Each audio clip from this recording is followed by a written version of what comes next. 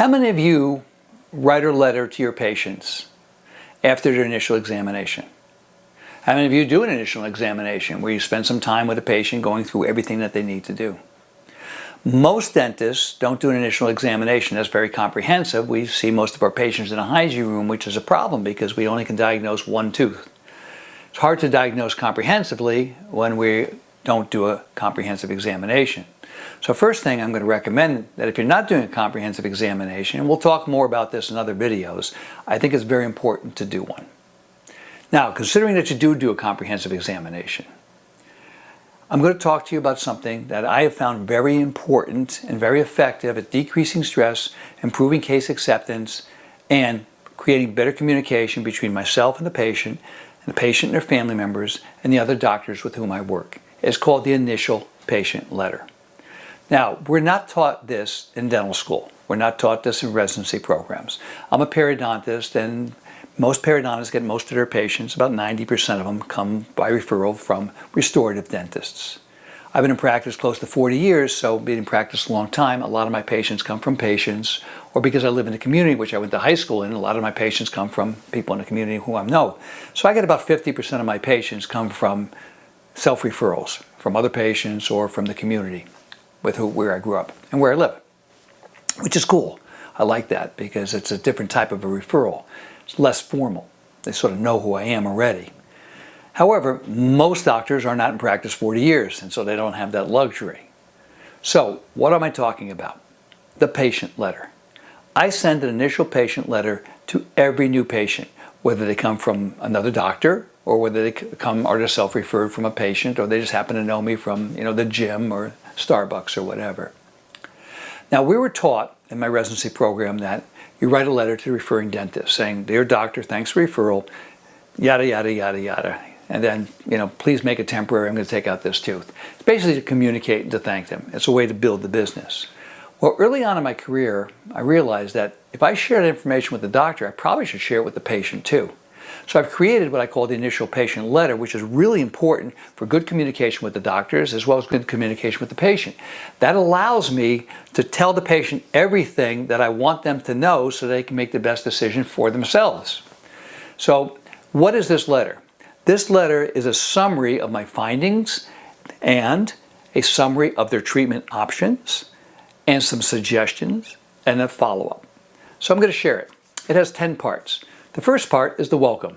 Dear Joan, pleasure meeting you in the office today, yada, yada, yada. The second part is the chief complaint.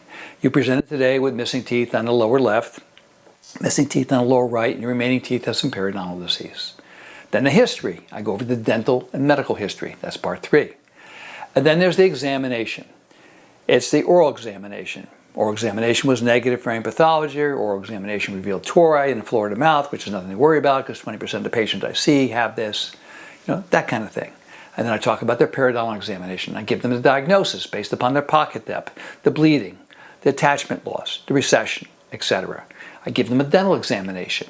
What missing teeth were there? Where is their decay? What restorations don't fit very well? What about aesthetically? Aesthetically pleasing. There's alterations of dental gingival levels. I talk about that in my letter. So it's really detailed. And then I go over the occlusal examination, whether the occlusal examination is class 1, 2, or 3, whether they have balancing contacts, hypereruption, mobility of the teeth, etc. And a radiographic examination, which may be a full mouth series of radiographs, which I try to have on every new patient. And it may include a cone beam CT scan, which we do frequently for a lot of our patients that are going through implant care. The next part comes with the diagnosis. And what the diagnosis basically is a statement of their problem. The diagnosis says, yeah, you have generalized severe periodontal disease, you have multiple missing teeth, you have periapical pathology associated with these teeth. And I put that diagnosis in there, but I explain it to them in simple terms. I try to simplify everything. Albert Einstein said that if you can't explain it simply, you probably don't understand it. So sometimes when I'm lecturing, I'm talking to people, I talk in stories a lot, in parables. So I really don't talk a lot about science. I know the science, but it doesn't make sense. Even to me as a dentist, oftentimes the science doesn't make sense. What does make sense is the story. So I talk to the patient with their diagnosis in terms of the story. And then the next thing, number 6, is I give them treatment options. You can extract a tooth and do an implant. You can do endodontics with post and core and aesthetic crown lengthening and then do a crown on it.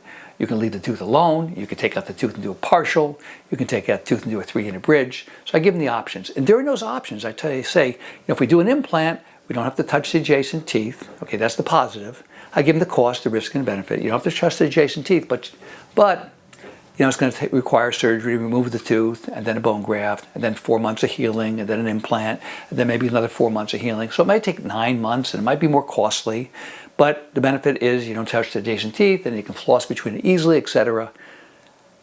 Or you can just get it done quickly and just do a bridge if you like, but then you touch the adjacent teeth, and then we go over all those costs. So I try to give them options so that they can make the right decision. Because it's not my decision, it's their decision.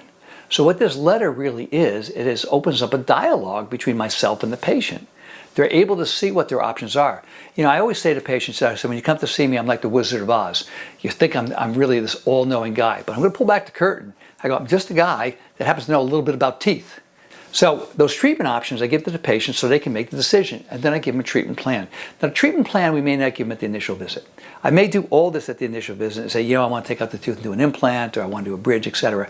But in my treatment options, I will give them my suggested treatment plan, and that's number 7. And then I tell them what the outcome will be with all these options. And then I tell them what the follow-up is going to be. Your next visit is with Dr. Jones. He will take an impression, and he'll make a flipper to replace tooth number 8, which I'm going to be removing in the next visit, and doing a bone graft at that time. And then the sign-off. Nice to meet you. Look forward to seeing you again. Please call me on my cell, 203-209-7029, or email me at mike@sonicdmd.com. I'm here for you.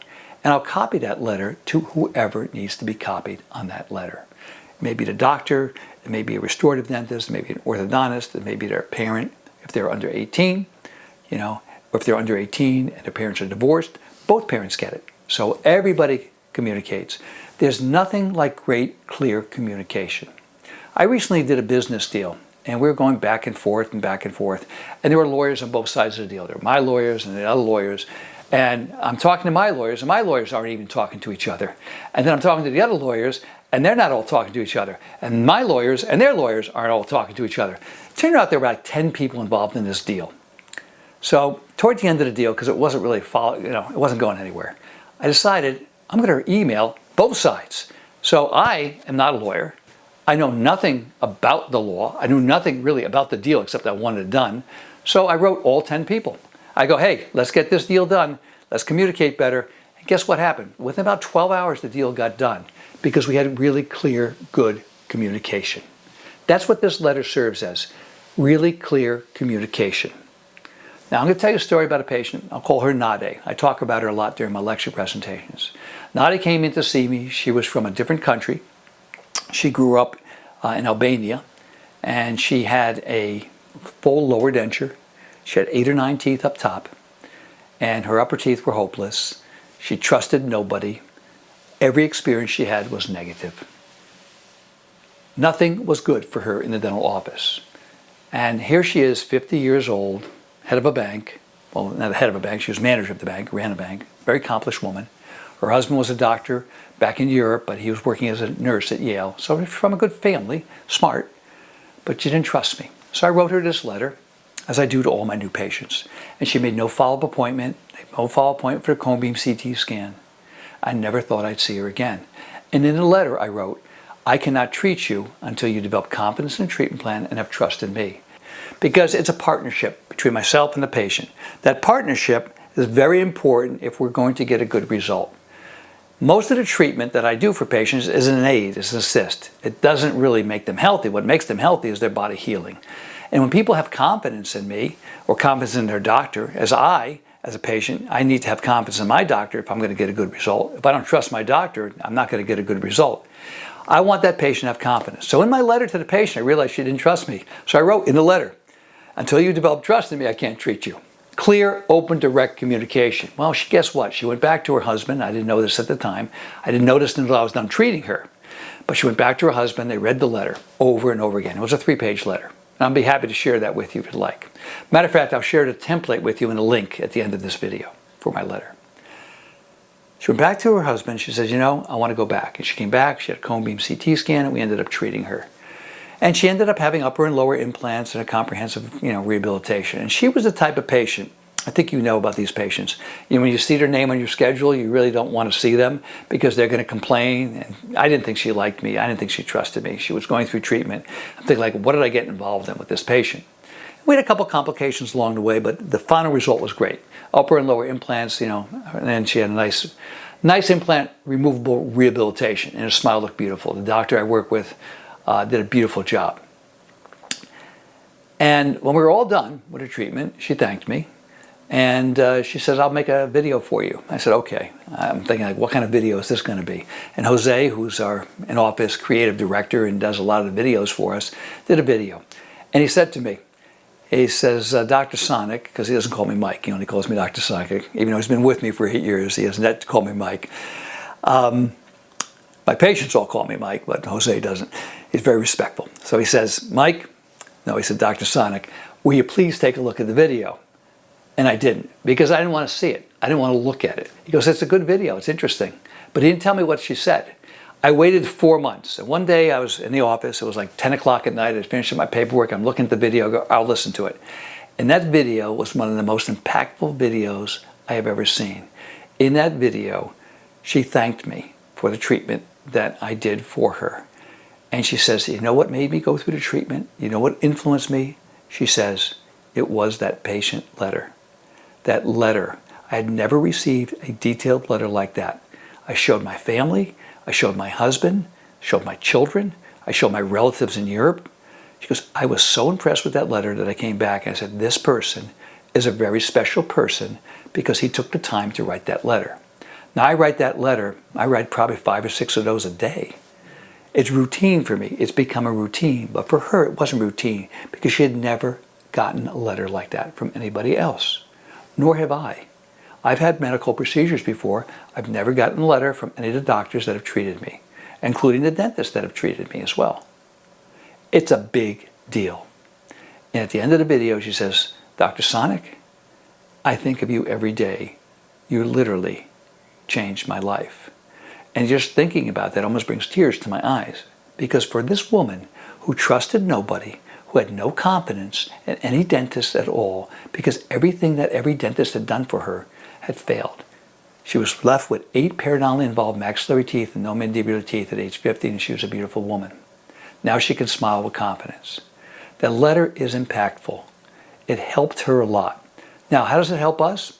It really puts everything down that we're going to do. It is a really great documentation, and it organizes our thoughts. At the end of every day, I go into my office and I review all the new patients of the day and the patients that are ongoing treatment, and I write a letter. I write letters in the middle of treatment, in the middle of orthodontic care. A young woman comes in. She has missing lateral incisors. She's 17 years old, and she comes in for implants, but she only has 5.5 millimeters of space.